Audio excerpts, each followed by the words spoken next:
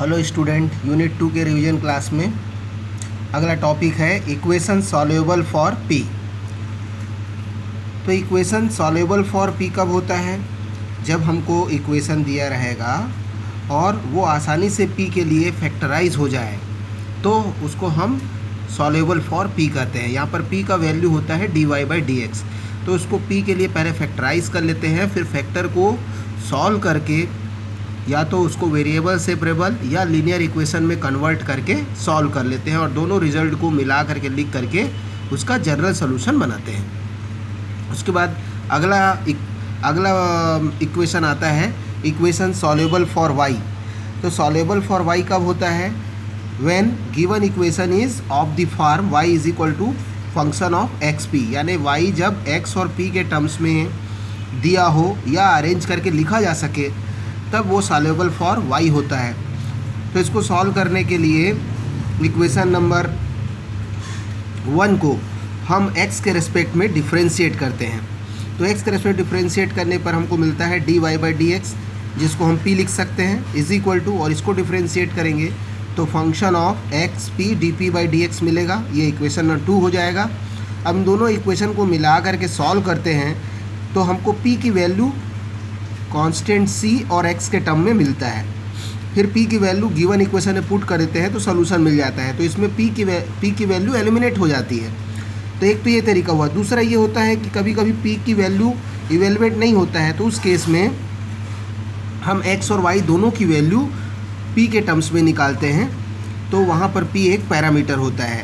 तो वही लिखा गया है कि solve 1 and 2 we get value of p, putting value of p in given equation we get solution.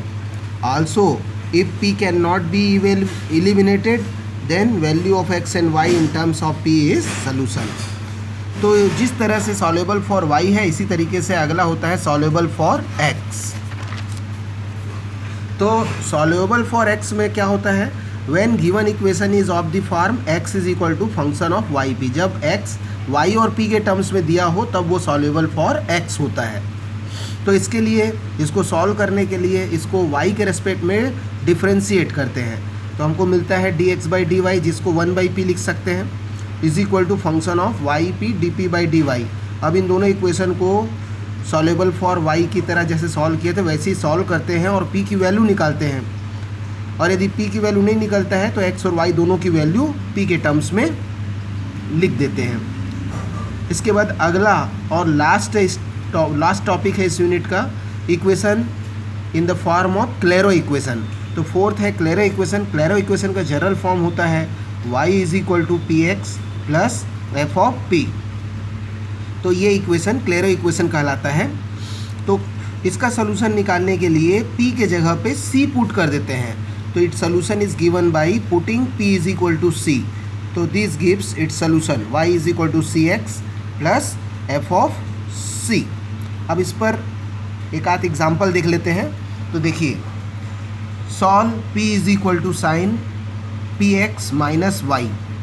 तो हम इसका इन्वर्स कर दिए तो sine inverse p is equal to px minus y। तो y इज इक्वल टू हो जाएगा px minus sine inverse p। तो ये जो इक्वेशन है क्लेरो इक्वेशन है क्योंकि px plus F of p के टर्म्स में है ये।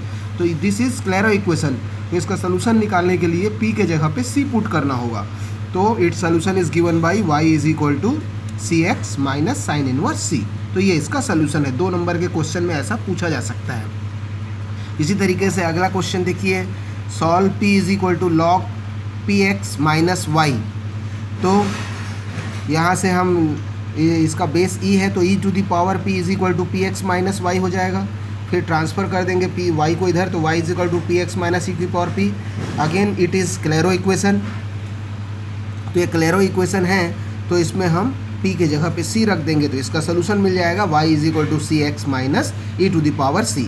तो इस तरीके से इस यूनिट में आपने देखा IF निकालने के 5 रूल देखे, उसको अच्छे से प्रैक्टिस करिए। और उसके बाद देखा आपने equation soluble for p, soluble for y, soluble for x और क्लेरो इक्वेशन। तो इतने से सवाल पूछा जाएगा, इसको अच्छे से आप लोग करिए। नेक्स्ट टॉपिक में अपन देखेंगे अगला यूनिट 3। Thank you.